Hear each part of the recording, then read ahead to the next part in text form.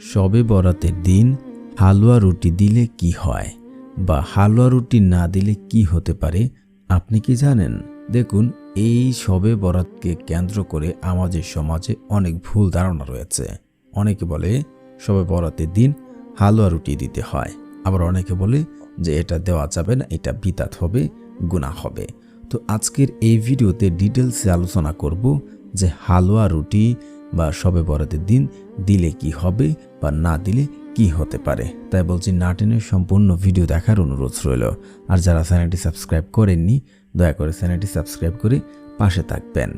শবে বরাত ও এলে আমাদের সমাজে একটা প্রশ্ন ঘুরে বেড়ায়, হালুয়া রুটি দিচ্ছেন তো, না দিলে কিন্তু ভালো হবে না। কিন্তু সত্যিই কি তাই? আজ আসুন আমরা এইটা নিয়ে কুরআন ও হাদিসের আলোকে সত্যটা জানব। শবে বরাত লাইলাতুল নিসফে মিন শাবান, যেটা শাবান মাসের মধ্য রজনী বলা হয়।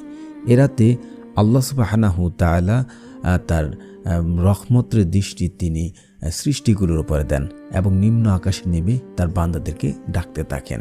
তো এটা অত্যন্ত গুরুত্বপূর্ণ একটি দিন, লাইলাতুল নিসফে মিন শাবান বা শবে বরাতের দিন।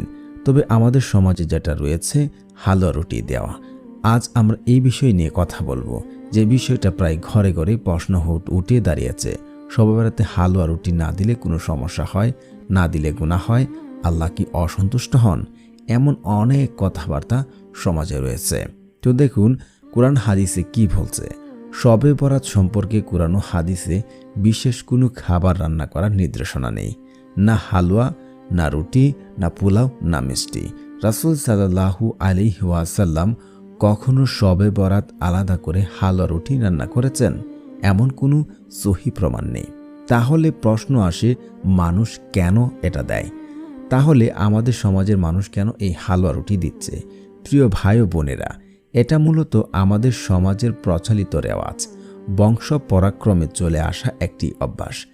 কেউ যদি সাদকা বা নফল নিয়তে গরিবকে খাওয়ার দেয় বা খাবার দেয়, ইনশাল্লাহ এতে সওয়াব আছে। কিন্তু সমস্যা হয় তখনই যখন আমরা ভাবি না দিলে গুনাহ হবে, বা দিলে শবে বরাত পূর্ণ হবে, বা না দিলে শবে বরাত পূর্ণ হবে না। এটা ভুল ধারণা। দেখুন ভাই ও বোনেরা, ইসলাম কোনো চাপের ধর্ম নয়, ইসলাম ভয় দেখানোর ধর্ম নয়।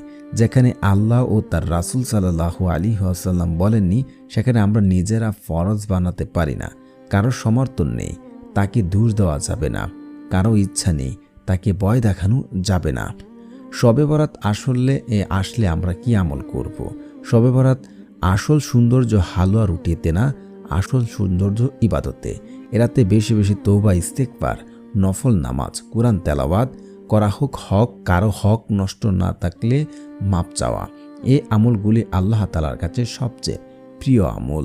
শেষ কথা হচ্ছে, প্রিয় মুসলিম ভাই ও বোনেরা, হালুয়া রুটি দিলে ভালো, না দিলে কোনো সমস্যা নেই। কিন্তু নামাজ ছাড়া, তওবা ছাড়া, দোয়া ছাড়া শবে বরাত কাটিয়ে দিলে সেটা আমাদের জন্য ক্ষতির কারণ।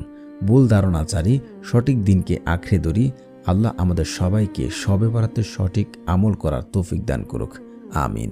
আশা করছি আপনারা এই বিষয়টা সুন্দর করে বুঝতে পেরেছেন যে শবে বরাতের দিন হালুয়া দিলে আপনার কি সমস্যা হবে বা না দিলে কি সমস্যা হবে। এই বিষয়টা আপনাদের সুন্দরভাবে ডিটেলসে বোঝানোর চেষ্টা করেছি। তো আসুন আমরা সঠিকটা জানি, ইসলামকে মানি এবং শবে বরাতকে আমরা পালন করি। শবে বরাতের যে হক রয়েছে সেটা আমরা মেনে তারপর আল্লাহ তাআলার কাছে তওবা, আল্লাহ তাআলার কাছে ক্ষমা চাই এবং বেশি বেশি জিকির আজকার করি। ধন্যবাদ এতক্ষণ ধরে ভিডিওটি দেখার জন্য।